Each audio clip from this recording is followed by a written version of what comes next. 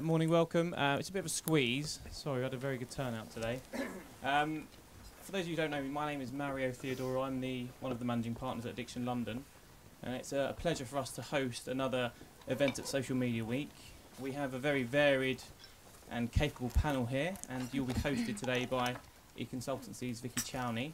Before I hand over to Vicky, just to let you know, we also have an agency in New York who'll be live streaming their event at 4 o'clock today on television and social media and the web. So if you get a chance, that will be on the Social Media website, Social Media Week website, and we'll be streaming from our own website as well. If you'd like to tweet live from here, our Addiction address is @Addiction London, so please feel free. And we will be gathering all of that commentary and probably producing something off the back of it.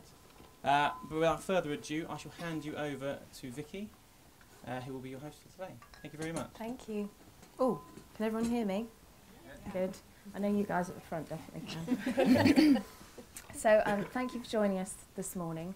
You know, we're here today to talk about the kind of evolution of social media strategy, and that for me as a journalist talking to brands every day is really heartening.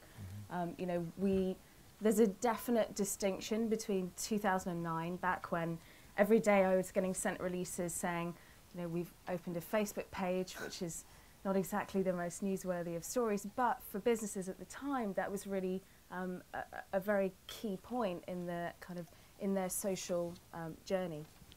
And now what I'm getting is either one of two things: we've made our app transactional, or we've crowdsourced a product using social media. So that shift is very clear from my perspective. And there's just two kind of key pieces of research that eConsultancy have done recently that I think might be a little bit relevant to this discussion and maybe help you guys in terms of what we go on to talk about. The first is our state of before I start, just to let you know, in case any of you guys don't know what eConsultancy is, we're an independent digital marketing publisher, and we have a research team in the US and the UK doing brand-led and sponsored research alongside our own independent stuff. So we released our annual State of Social report in November of last year. And in terms of the maturity of how brands approach social media, we found that now 64% of the 1,500 people that we spoke to at the time have now said that they've evolved past a basic understanding of social media. And not only that, but they're now focusing their efforts on the big four networks, which even back then included Google+. So they were looking at Facebook, LinkedIn, Twitter, and Google+, which is really interesting considering that you've only been able to have a brand page on G+ for the past 3 months. And interesting that more than half of the respondents said that they were actually using social media for customer service. So it's no longer a must-have thing, but actually they're looking at the engagement aspect. And on that kind of engagement front, the trends briefing that we put out yesterday, which is our quarterly marketing trends briefing that we do with Adobe, said that social media engagement is now top priority in terms of looking at a social media strategy, which is also quite heartening. So that's kind of a little bit of an intro for me and how I'm seeing brands interact with social. I'm going to ask the rest of the panel to just introduce themselves and maybe just give like a 1-minute soundbite in terms of how you guys are seeing social media interact with your clients, or from any perspective that you wish. I'm Laura from Addiction. I'm digital strategist there. And I guess sort of one of the main things that almost surprises me still is that you get so many brands who come to us and they're just, we want to be in social media. We don't really know how to use it still, but we know we need to be there. And it does seem quite shocking to me still that, you know, it's been around for how many years and it's still something that people are quite unsure of how to use and how to utilize efficiently. And that was kind of where the idea of the panel came from. Was it's not just about, sorry, I'm recovering from a cold, but it's not just about getting on Facebook and getting on Twitter and opening up a page. It's about actually creating engagement and creating a story for your brand, extending the brand journey through those. You see a lot of people who kind of will open up a Facebook page. It's new product launch, discount, and then sale. And it's very sort of repetitive in the way they lay out their content. It doesn't actually offer people any more to encourage a brand journey and sort of build ambassadorship. And so I think that's one of the main things that I'm quite interested in at the moment, is how you can start to utilize various platforms to build a stronger and deeper connection with your advocates. Okay. I'm Andrew Wanless-Holabar. I'm the founder and head of product of a mobile social location app called Echo Echo, which is to help you just find your friends and family and see yourselves on a map in just a few clicks without tracking anyone, because we found that most people aren't interested in that, which is why Google backs us, despite the fact they've got another product in the same space. And I've been advising brands to make sense of digital for about 15 years, and I suppose one of the perspectives I can cover this morning is, as people move away from a simple platform, as we've already said, or just throwing a page up, and start looking at more engaging ways of dealing with social media and engaging with people, a lot of them are looking at apps. And I think there we actually are pretty much at square zero. So there's an awful lot of briefs that are just about, either there's like, we've got this really genius idea, and I'm like, which you obviously haven't looked up on the App Store, because there's 50 more out there, even though I've already signed 5 NDAs by then. Or there's just not a real thinking about, there's not a real understanding of what these types of things are yet. So there's still the sense that they're a platform, you can just make it and it will happen. And by then you've paid your agency to build it for you, and you think you're done. And I think the interesting thing about an app is it's only as good as its last use. So we already know that 9 out of 10 of them are only used once, as it is. That's even when you've paid for them. It's actually, putting it up is more than ever before, and I think you've said that with Facebook, it's a platform, you need to then animate it, is you need to then go, well, what, how and why is it useful in people's lives? And I think that question is still quite formidably absent from a lot of brands venturing into this space. Cool. I'm Roberto. I manage social media and community at the British Heart Foundation, one of the UK's biggest charities. Facebook for us is a huge space. Obviously, there's a huge amount of UK users there. But for us also, we started at base level with a page, like Vicky mentioned, in terms of launching a page about 3 or 4 years ago.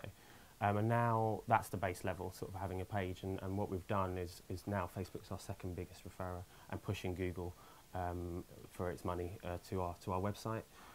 We use it in a variety of different ways, and that's because of 2 years sort of hard work in terms of looking at what our audiences were talking about, coming up with an editorial calendar internally that works, selling that into the organisation, and a piece of work that we did as well with our data, with our Facebook data, that really influenced our strategy, which hopefully I'll talk about in a bit, which was really really useful, probably the most useful thing we've ever done on our Facebook page.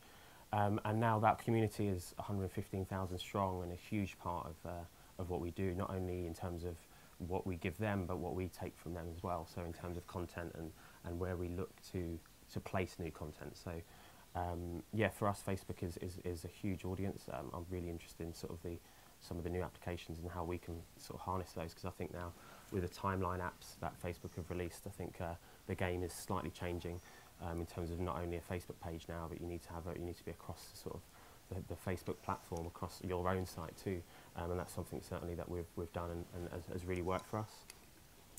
So yeah, so hopefully I'll help you, give you some wisdom, as it were. I'm Joel Davis. I found Agency 2, which is a social media agency. In fact, we were the first social media agency in Europe. Most of my background is always on the client side, and I used social media in-house for a few years, and then decided to set up a social media agency because they didn't exist, and it was a useful service. At the time, most of my life was, I suppose, positioning why social media was useful. Obviously, that's changed quite a lot now, because most brands have realised social media is useful. The biggest change, I think, now is that the brands are investing not only from a budget point of view or technology for monitoring tools or whatever, but in staff.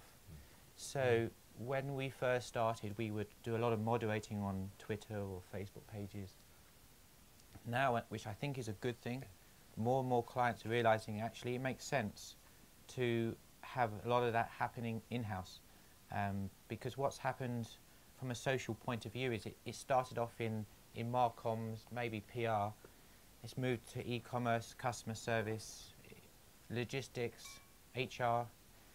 So it's actually going through the business, internal communications, collaboration. So a lot of the skills, I think, in-house actually make the processes much quicker. So our job sometimes is from a strategy, from a setup, from training, and I think that move for many companies, not all companies, because you have to have the resources and the willpower, is probably a trend that we will see more of in 2012. Great, thanks. So, you know, whenever we're doing content strategy, and two of the things that you need to have content do across any platform is either help a user do something that they need to do or want to do, and or tick off a business goal. So, you know, whenever I'm doing content strategy, those are the two things that are on my mind. And Andrew, just before the panel, we talked about why. You know, I very much see social strategy also fit to those two things. You need to ask why. And I'm just wondering, what are the things that clients are coming to you and saying why? You know, when they say we want to do something within social, and then you push and you say, why do you want to do that? What are the things that they're coming back to you and saying? Should I start the answer? You first. I mean, I feel like the why they've asked themselves is too often, you know, my 12-year-old came home and I saw an app for one of my competitors, or some CEO showed me his app, damn it, where's mine?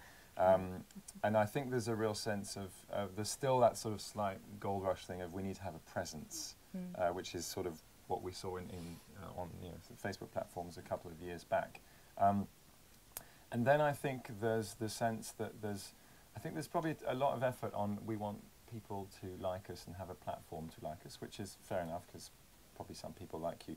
But there's less an effort to why don't you just do something better and then you'll be liked anyway. So I think there's not enough of a concentration on this has to be. There's not enough thinking about how does it connect back to our core product and what we do every day. There's more going, oh well, let's make an app that does something else. So I mean, just an example of that.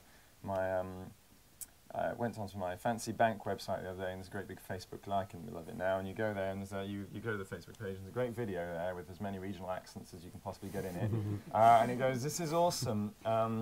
Hi, welcome to this bank online. We're not just a bank, we're going to tell you everywhere to what to do on the weekends, and what's in style, and what's in fashion, and all that. And I look at that, and I go, that's fantastic, because the amount of times I end up on the street on the weekend going, God, I really don't know what to do. And I go, I know, my bank does. And I think meanwhile, if you go to their little lab bit where there's like, what's wrong with us, then there's a million comments because people care about that and they go nuts about what works and doesn't work. And I'm like, why isn't that there? And why don't you stop pretending to be this phenomenal other thing, which you'll never be, and think back about even if it's actually exposing some of the dirty linen that you might have around your brand, how about being a more useful thing and get people to feel more affiliated with it. So I think, to get back to the point, the why is too often how can we be there and get our name out there and get you know, a few more clicks, a few more things, rather than how do we fundamentally address something. I think when you say it either has to tick a box for the business or tick a box for consumers, I think the only time it really works is when it ticks a box for both. And I think when you've got that thinking, then you're in the right place. Yep. Laura, how about you? Yeah, definitely. I think I definitely see a lot of, oh, well, our competitors are doing this on Facebook or this on Twitter. Maybe we should do this too. And it's like, well, does it do what you want to do for your business? Is it answering the questions that you want? I think, you know, I've had people suggest that for a sort of B2B audience that they would use Facebook to share pictures of networking events, you know, and suggested against that because obviously Facebook is more connecting to your friends and people that you know. You don't necessarily want pictures being tagged of you at a conference or whatever. It's just not the right audience. You're not targeting the right people, and so it's very much about, you know, not just being there and actually finding ways to relevantly use it. Or like the idea that it is it useful to the consumer? ASOS continually does a great job because and have shown how they can use retail online and actually convert those fans on Facebook to actually making a purchase. And it's because what they're offering their users is something useful. They're showing them latest trends, and they actually are, it's a relevant topic that they're talking about. It's not just sort of like, oh, well, did you see the latest trend in something completely obscure? It's always focused back to their store and what their end product is. Mm-hmm. Joel, how about you? I mean, you must have seen a huge kind of evolution in why people want to get involved with social. What are you seeing from clients now?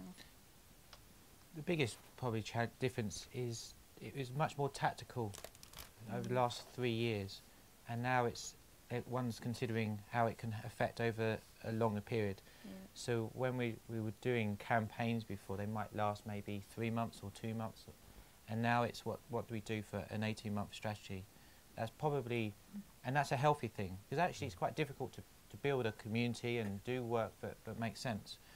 And but actually it's an investment worthwhile for a lot of brands. The one thing we always push back on, and I think it makes sense for anyone to push back on, is really trying to quantify the objectives into numbers, into financial figures, into applications, into something that is tangible, so one can see over the period of time, quarter by quarter, month by month, are you hitting the goals, are you above or below them? And the only way to do that is to make the hard judgment of putting it into numbers. I'm not talking about fans, I'm talking about into numbers that make sense for the business, which could be in pounds or revenue or bookings, for example, or sponsors.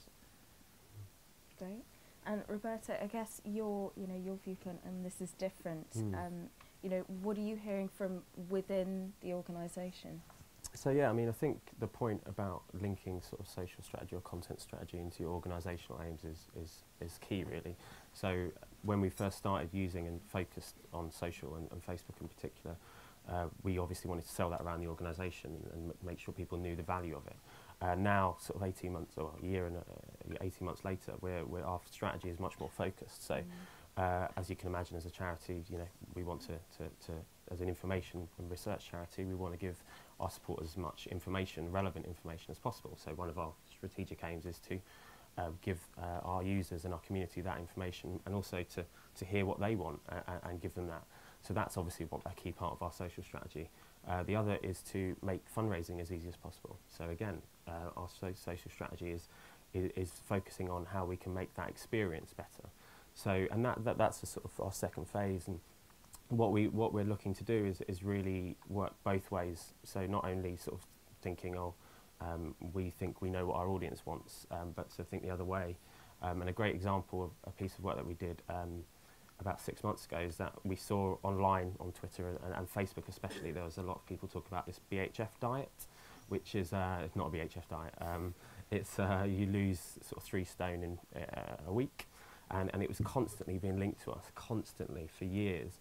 So we sat down and we sort of fed this up to our medical teams, and we came up with a sort of a mini campaign to dispel the myth of this sort of BHF diet, which was Google, number 1 on Google, which wasn't ours. So we put together a plan, and we sort of came up with the BHF diet, and we sort of used our social channels, and now it's number 1. Our actual BHF sort of diet and lifestyle apps are sort of number 1 on Google. And that was a really nice sort of piece of work that looked at the audience and then sort of solved the problem. And that is something we want to do a lot more of. Great. So in terms of, looking at a strategy and working out what's the most appropriate thing to do, for me personally, the first step in that is research and looking at where people are talking about your brand and what are the right channels and what are the right things to do. I'm just going to open it up to you guys, so I'm not going to direct to different people, and I'm going down the line like a school teacher. But what are the ways in which you can do that? You can reach out and find out which is the most appropriate channel to be working with.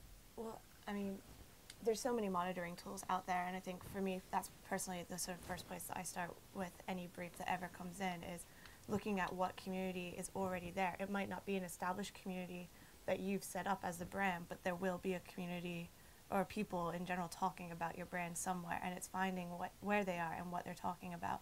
And that can often be a first place to sort of dive in and strengthen it and start making sure that you're actually talking about the things that they're interested in or relevant to them. It's kind of I think one of the things that a lot of people overlook, you know, you build a Facebook page and then you try to migrate everybody there. If they're more active on Twitter, then use Twitter. I think one thing that's really helped that is that there's a little bit, I guess it goes back to your point, Roberto, is that you're actually dealing with a more educated internal audience too. Is I think there's a much greater maturity within organisations with social media. So someone might actually know where they're talking about the brand, which doesn't replace monitoring tools, because you need to know scientifically, like where are there more people, so it's actually strategic, but it's more likely than before there's actually a few people engaged internally who might be from completely different departments who actually understand what is going on with that brand in that space. And I think that also helps, because not only then do you get the numbers that help you understand that this is where it's going on, or quite often this is where it's not going on. Actually, no one's talking about you about Facebook because you're not that kind of brand. But you've also people who sort of understand what you might be able to do in that space a bit more intuitively, as opposed to just going, okay, we've got these numbers, what are we going to do about it? We look in 3 ways. We do use tools, although I have to say they're probably, the best ones, probably about 4 out of 10 at best. So I hope no one here from a tool company. If you are, I'm happy to give my thoughts, but they can be very misleading. So you can't, sentiment is a challenge, using the channel is a challenge. I mean, our website, Agency 2, is on a WordPress blog. So if you use Radian 6 or Sysomos, it will come up, it's a blog with it. There is a blog there, but it's really a website. If you're ironic or sarcastic, even the country you're in, it's a bit of a challenge. Topic clusters doesn't really work that well. So the tools are okay, but it actually is 80% hard work. Realistically, if you want to put some confidence rating on what decisions you're making, you can't rely on the tools. We do 3 things when we do the research. We look at the existing communities that are the branded communities, and we really tear them apart into what people are doing on day of the week, time of the day. We position them in intricate details so we can see some data that you can't really see on the other communities. We do look at other communities, and also we have lots of our own communities that we use as research panels. So we can ask the questions very specific if they aren't being discussed out there, and that can be very powerful to get a sense of whether it's turning people on, whether they like it, don't like it, whether they're engaging with it. And that trilogy approach is for us the most powerful way to get data that we feel has a confidence rating to develop a strategy on. Yeah, I think it's a really difficult one, because I think any time there's sort of a new social network, and it doesn't happen as often now, but when they do, there's a sort of clamour to get on there, and there's a sort of I think there's more of a movement to asking the question now why, which is good. But people love new things, and they like shiny new things, and a lot of these social networks are shiny new things. And so and Google Plus is one, for example, and I think the potential of it is huge, of course, because it's embedded into a lot of Google's sort of products.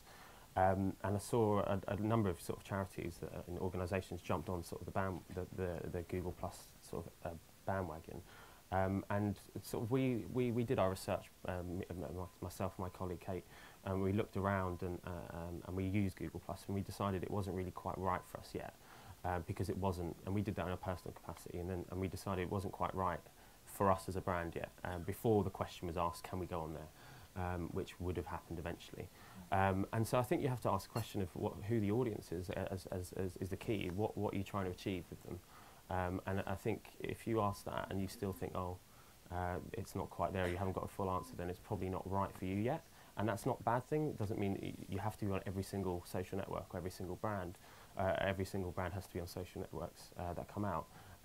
But you know, so that I think it's the question is what are you doing there, and what value are you adding to the network and the community? And if you're not adding much, then there's probably no reason for you to be there yet. Great. Yeah. Sorry, I would also add competitive analysis to that. I'd say look at what other brands and other leaders, both within the vertical that you operate in and outside, because you can learn a lot from best practice in terms of that as well. Sorry. No, that's okay. I was just going to say, also sort of based off what you guys have been saying, it's always really important just to ask your community as well. I see a lot of people who are really nervous about actually, asking their followers what they want, and it's, you know, that can be the most effective way. Your community is a soundboard. Ask them, you know, what kind of posts are you enjoying? What kind of content do you want to see from us? Are you on these other platforms? Would you like to see us there? Like Pinterest, for example, that's a new one. Yeah. Well, not new, it's been around since 2009, but just taken off. You know, if people are starting to, you know, open Pinterest accounts and are there, ask them if they want to see you there as well and how they can use you there. So I think a lot of people get a bit nervous about being that direct with their community, but, you know, the reason they're following you is because they want to engage with you, so use that.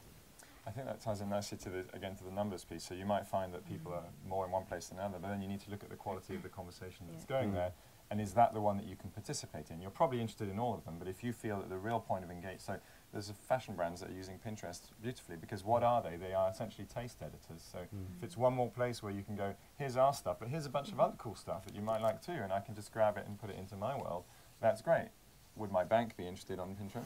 so, you know. So it's a great, so suddenly, but that might be, even though it's new and shiny, it might be a really great opportunity, whereas something else, you know, like Twitter may be less interesting in that instance. Yeah, I think it's a really good point about using the community, sort of as a soundboard. I think sometimes it's not what you want to hear, which is, you know, that's for your organisation to sort of accept or not. But I think it's interesting with Google Plus. We did exactly that. We asked our Facebook and our Twitter audience, and we set up a British Heart Foundation Google Plus page, and we asked them as well, what do you want from us on Google Plus? And we had no replies on Google Plus.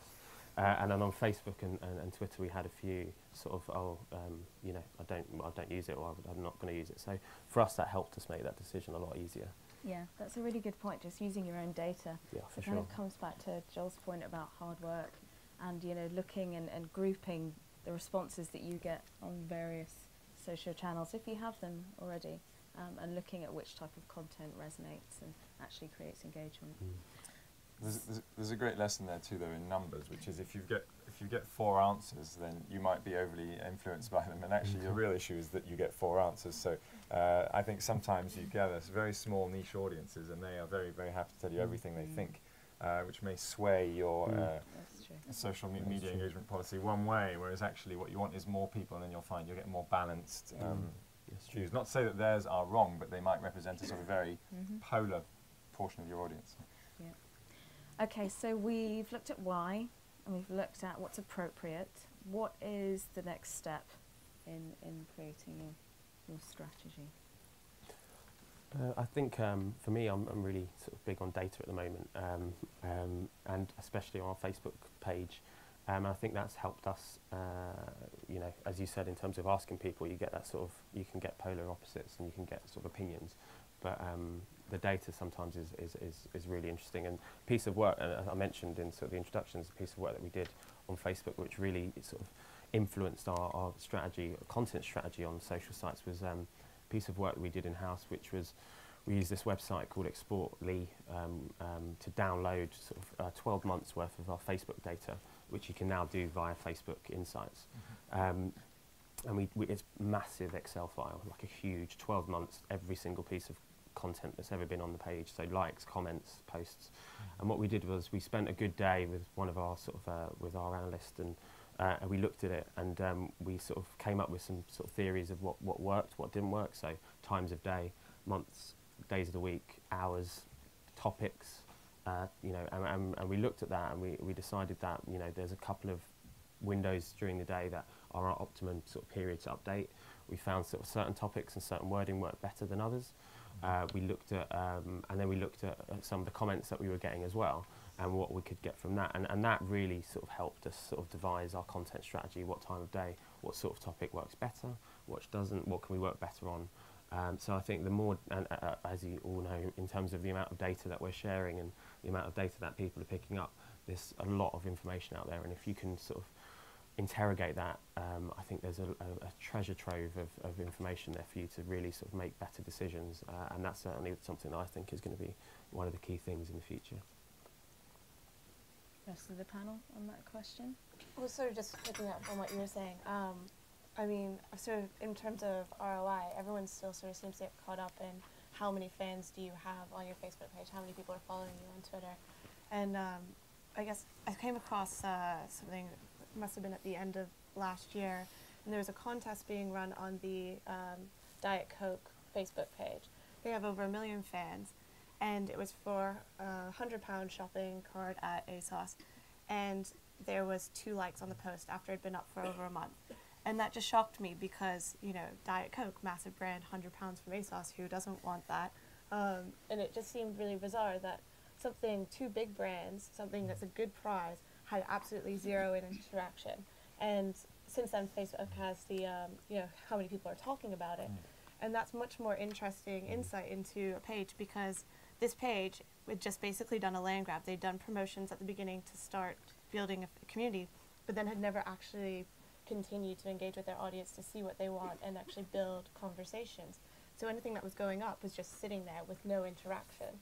And I think that's sort of, for me, one of the main things that I'm interested right now is interactions, not just numbers. If you have, but then going back to your point, not just, you know, the same 3 people all the time, because that could be dangerous, but it's how you actually start to build more interesting insight. And with the way that Facebook's working most recently, it's, you know, if nobody interacts with your post, then you're not going to be seen in their newsfeed. So how do you create content that is going to be seen and sort of, I always say it's sort of dominating people's wall with purpose. It's not spamming them, it's content that's interesting and relevant to them, but by obviously putting more content up, the more likely you're going to get more people to engage with it and interact. It means more likely you're going to be seen on their Facebook wall. It's sort of a perpetual circle of making sure you're getting interesting content. And so that's why it's quite interesting to hear what you guys are doing and to actually make sure that you're hitting the right times and making sure this actually happens. The question is a challenging question, because I suppose it depends on what the objective. I'll give an example. Let's keep it to a communication objective of selling product, because that's a relatively consistent challenge, but I'm sure a lot of you are after.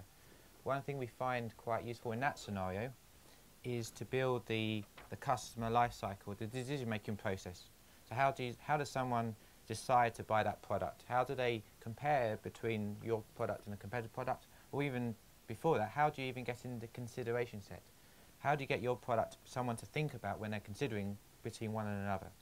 And by mapping out the customer journey, the decision-making process, then you can start to plot what are the key channels, what are the key messages, what are key tracking tools to be able to push someone from this side to the other side. And it's worth noting, but it's not as straightforward as perhaps a textbook example of a funnel where you start off with lots of products and you end up with one. The reality is it's actually quite different. So if we've been working with a computer manufacturer, and actually the decision-making process is different. You start off with maybe 3 or 4 computers you might be considering. When you do your research, you actually start to think, there's 5 or 6, there's Acer, and there's Dell, and there's Sony, and actually your consideration set actually gets larger, not smaller. So you have to, the assumptions have to be challenged a little bit, but it's putting the social channels and where it can help, because it can't help everywhere necessarily. It might help in customer service, it might help in different parts of it, but it's really deciding which of the channels are going to be most effective at pushing people around. And that's, for one example of a strategy or objective of selling product, is worth considering as a model. Sure, and it's not, sorry, did I just talk over you? I was jumping. Sorry, Andrew. Go for it. I think that's particularly relevant because also you sometimes get a lot of surprises in that case. So I've looked at a number of brands that sell stuff, big stuff, and actually where social media come into the cycle is sometimes in store, like at a point where normally they think they're done, like they've got a salesman there who's been trained and everything's kind of, like that's the bit where they're not worried about. They think of the useful point where social media is going to come into the buying cycle as when someone's at home with a notepad and all of that. And it means that you need to, again, tweak conversations quite differently, because it means that someone's actually just on their phone, sitting next to your product going, review, what can I find? Which is not something they'd sort of planned for in their initial strategy. I was just going to say one last thing in terms of what's next, is I think you hit it on the head at the beginning, which is it's about putting people behind the strategies as well as just cash. And I think as you bring more people in-house, you do one very key thing, which is you stop outsourcing your learning, because you can keep buying the reports and the numbers and this and the analytics, but if you've got people that are sitting down with your community all day long, and admittedly, you know, perhaps listening to the wrong voices or not realizing that 6 p.m. when they've gone home is really when it's happening, but you've got conversations happening, so you can start turning that activity of intense listening that I think always has to be the first baseline of using social media into something much more strategic when you've got people who really understand what sort of connections within that community are. Sure. So you raise a really good point about people, because that was going to be my next question, because while yes, it's very important to look at what's going on outside of the business to kind of respond to that and to leverage conversation, it's also important to look inside of the business. And one of the aspects of, you know, social maturing at the moment that I'm seeing from brands is organizational structure changing to respond to that, and different needs from different teams within a business. And you know, there are several brands who work on this hub and spoke model now, whereby, you know, one representative from a team will come together and form a working group, and then they will make decisions and do that process that we've just talked about. But you know, there are hurdles involved in that. There are hurdles in terms of sharing budgets, in changing, you know, very traditional business structures.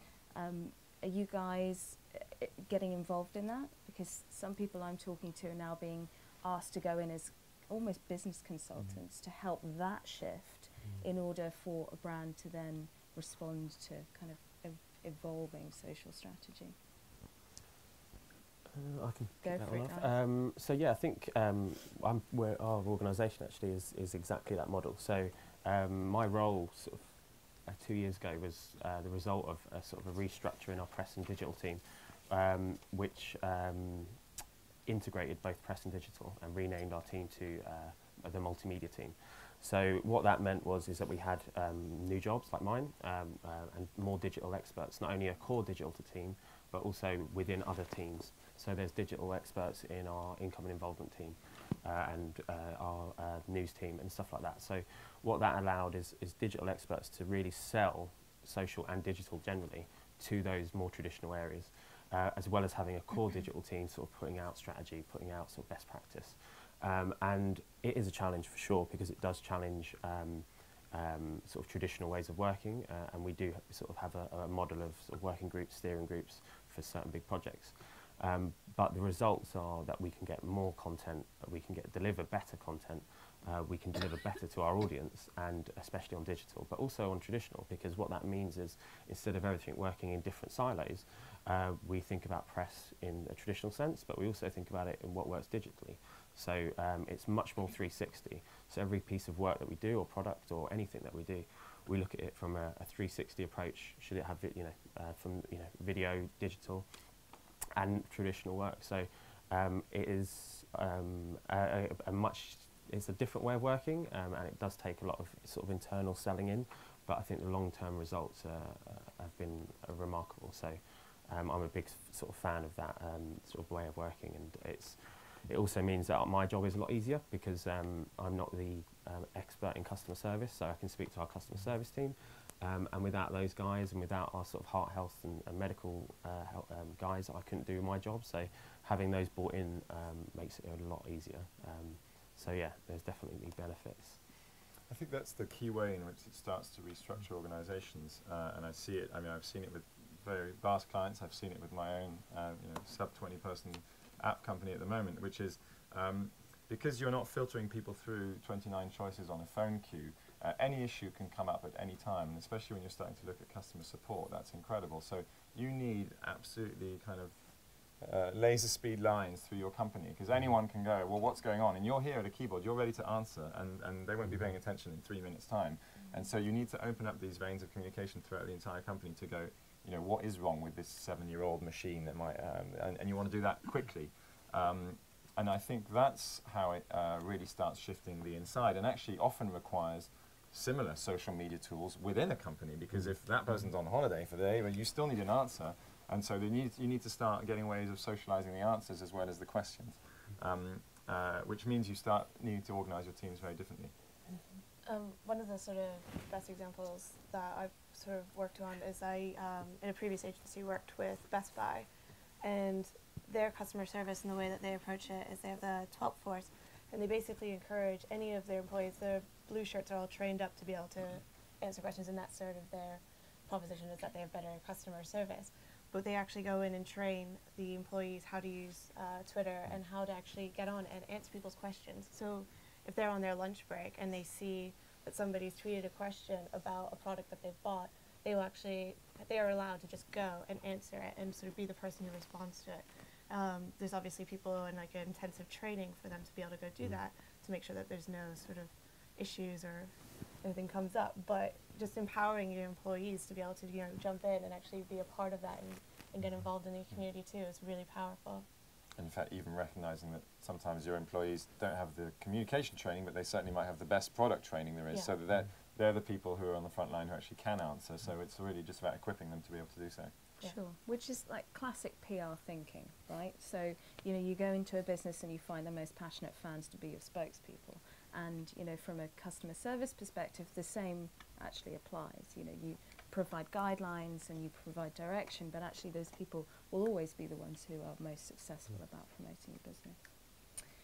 Okay, so we've got about 10 minutes left, so I'm going to open up the floor to questions, see if there are any, and if not, I will continue grilling the panel. No questions. Really? Mobile, how does that change the social media strategy? Panel? So I mean, just one point is just to reiterate that actually the influence of social can be taking place at key points of purchase as in a way that it couldn't before. So just that mention of the amount of things that are going on in store, the way that Amazon co-opted Christmas in the US, the fact that you've basically got the access to a brand in your pocket at all times of day is hugely potent if you use it well. It also means that I think a lot of brands are going, oh great, so we can be in people's pockets even more often. You still need a why. I'm not going to care about you more just because I can. So I think you need to think carefully about like what are the points of day when that might be relevant to people's lives. But that I think is key because you can influence purchase in a radically new way. But there's lots of other examples. One area that seems to happen quite a lot is that, I mean, more people use mobile phone, and maybe you agree with it, but more people use mobile phone apps at home than they do actually when they're out. And I think the reason is because it's actually easier to use Facebook, for example, more convenient than having to use your laptop when you're watching TV. It's just on your phone. If you click on a link, then you might end up going to a website on your phone. So it's not really from a social point of view, but one has to consider if you want to drive traffic to your site or to a landing page or to a tab on Facebook, which would be a bit more challenging on a mobile phone, then does it work on your phone? We find, so for example, if you're doing a campaign and it's got YouTube associated with it, it's great. YouTube is brilliant on the phone, but then it's the next stage, which is one has to consider. So it's not necessarily the answer from a social point of view, it's an answer from a usability point of view. But we're finding more and more of our campaigns when we're looking at the stats is that it's all originated, vast majority now, from a mobile phone as opposed to a desktop or a laptop. I think that's really a key point really, is that as mobile usage gets bigger and wider, the mobile sites need to be better. And it sounds like a really basic thing because you know, it's been around for a while. But I think that's really key, is getting a good mobile site, because if you do find something on Facebook or Twitter or by email even on your mobile, if you click on the site and it looks awful or you can't use it, then that's going to stop your journey straight away. I think the other point as well, which is a challenge for especially sort of in-house brands, is the resource issue. So if someone's got Twitter or Facebook on their phone at any time of day and they send you in a query or a question, and that might be an opportunity, it might be a customer service issue, you need to be able to respond to that. And you need to set expectations as well to the audience. I think that is an interesting sort of challenge for brands, certainly. Laura, any thoughts on mobile? Yeah, I was sort of just thinking about the fact that we did focus a lot on Facebook today, which is interesting in a sense because in some ways I think Facebook and sort of social in that sense, in the end of last year there was so many updates and so many different platforms that we're adding things to it, that it's sort of reached its sort of capacity at this point. And I think in a growth perspective, not in numbers or usage, but just pure growth and innovation. We might see a lot more in terms of apps this year. And I think with mobile usage increasing, down to Facebook, more people who use Facebook on their phone are the most active users on Facebook, and they're more likely to share content. On average, I think it's something like 5 to 6 pieces of content a day for the people who are using it on their phone. So it's definitely going to be a point where we should be looking at how we can utilize those audiences better and making sure that we're bringing them useful content and information on their journey throughout their day. So definitely something to watch more this year, I think. And I think another thing that's going to emerge a lot this year, which I think is misunderstood right now, is clearly the thing that arrives with mobile is location. And obviously I'm a location app, so I know about that. And I think today it's a lot of like, hey, find your nearest sandwich shop, which is kind of interesting, but actually I don't need your app to do that. I've already got Google Maps or anything else.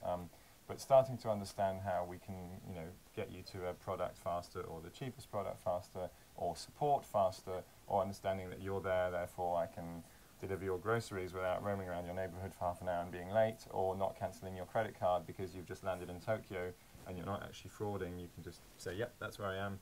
And that opens up a whole new, very, very unexplored territory, I think, for brands at this stage. I think American Express and Foursquare did a great collaboration in the US where it was with small businesses, and if you used your American Express card at those small businesses and checked in, so you were tying your credit card number to Foursquare, but if you checked in when you made that purchase, they actually gave you a $10 credit on your card. So if you spent $20, you got $10 back on your actual bill. So it was basically getting a discount, but supporting small businesses, encouraging people to go out and try more local opportunities. The opportunity with mobile and location is definitely all around loyalty, for sure. That's what I'm seeing developing at the moment. Okay, any other questions? At the back there? Do we? We run a very small professional services company, and I can understand the content that FMCG brands put out there. I'm quite interested to learn about the British Heart Foundation and what sort of, you said you release a lot of data and research that you do. What sort of research do you do? We've got a few facets to our sort of organisation. So we're obviously a health and research brand, so charity. So we look at solving heart disease, but what we also do is prevention. So healthy living, diet, food, fitness, all of that sort of stuff. So what we do is we use that research, and we sort of either have really science-heavy sort of updates, which work really well, because the people that fundraise for us want to see us spending that money on things that are going to cure, to look into heart disease. And so that's a really key thing. So, for example, a piece of work that we're doing is on regenerative medicine. So that it goes down really well with our audience, because they can see that in 5 years, 10 years, 15 years, that this regenerative medicine could potentially help them or their children. So that works really well because our audience is interested in it. What also works well is lifestyle content. So stuff around diet, healthy living, that works really well. But generally, anything that's relevant to them. But the research that works really well is what relates to those people that like us because of the cause, probably. So that's going to help them in the future, or help their children. I think that's sort of who we sort of target. And the lifestyle works as well, but not as well as some of that science communication, which is a surprise because it's not always easy. But then we've got a great science communication team that can put it into normal language. So. Also, in terms of professional services and B2B, one of the poster childs for that space in terms of using social is IBM. So it's a huge company, but you can look at the types of content and the way that they use social, from getting their staff to use internal wikis and forums, to use knowledge sharing through social, and the fact that they use their own blog platform to get people to blog on very specific niche subjects. It's a good case study to look at.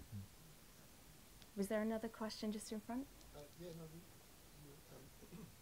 Excuse me. You were talking earlier about empowering members of staff to speak socially on behalf of the company. I just wondered, you know, from your experience of working with your brand or with other brands, how far have you had difficulty balancing up the obvious power of that, to get personality, warmth, brand identity, truth, against maybe the corporate needs, never to cross a certain line, being a little bit cautious about misinformation, etc. The social media policy is quite an important part of that. Communicating it to the people who are involved and training them on it. The contracts you also have with the individuals, which is different from somebody who's currently an employee, and then you're forcing a social media policy on them. It's actually quite different to somebody who's a new employee with a new contract and policy. So there's a bit of a protection there. The training is actually very, very important. Picking the right people is very important. The good thing about working with internal customer service agents is that you find the churn rate is less. In other words, instead of them staying 9 months in the job, they will stay longer in the job because it's actually a much more interesting part of one's job.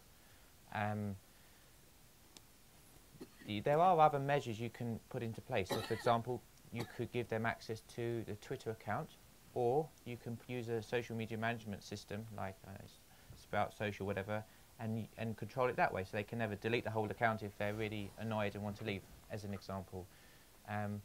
But motivation and training is really important. The other area I'd have to say is support, mentoring, or quality control. To be able to have a sense of how they are doing against what they should be doing, the tone of voice and on brand, for example.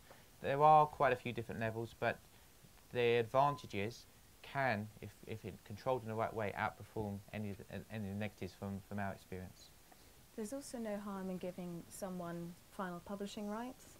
So employing someone as an editor, or not employing, but putting someone in the position of an editor of your blog, and so they are the final point at which they filter out any references to things that shouldn't be there.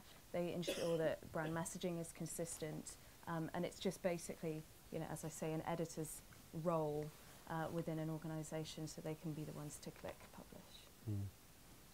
Although there might be a danger that time delay could That's true, but you know, generally, if you're a big enough company to have different teams in different markets, you can give one person in each local market the final publishing rights. So maybe you have a team of people who are always the ones who give it kind of a final quality check. There tends to also be, I have no idea what businesses you have in mind, but going back to sort of FMCG world, there's always an almost overly important obsession over tone, when actually sometimes it can be quite important information that's being asked, and you can only get it so wrong.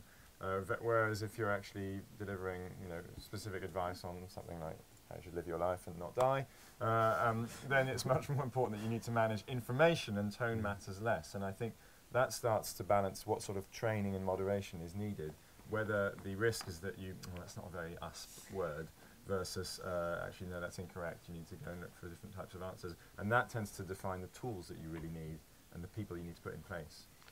I think there's a cultural thing there as well. Sort of internal culture is really important in that. So in terms of policies, you know, top-down policies, or even having policies that are sort of ground source from your organisation, the internal culture is just as important, and recruitment as well, I think, is going to be increasingly more important in that. I think ASOS do it really well though, in terms of how they deal with customer service on their Twitter channels, especially, you know, and how they use, you know, must have quite a big team doing that. So I think they do it really well in terms of getting back to you with sometimes irate customers as well. Right, it's Not always, though. it's a few minutes past 10. I know you have a. Should we just go for this one last question, and then we'll wrap up? Less of a question, more of a point, actually. Yeah. Just about customer service and engaging your employees to engage with that and comment on company policy. But also, I don't think the panel have mentioned about engaging your community to comment on behalf of the brand. And I'm head of content for ABG. We've got a community of about 800,000 followers, and it's massive challenges in terms of customer service. And one of the things that's been more effective for us has been encouraging and engaging super fans, as we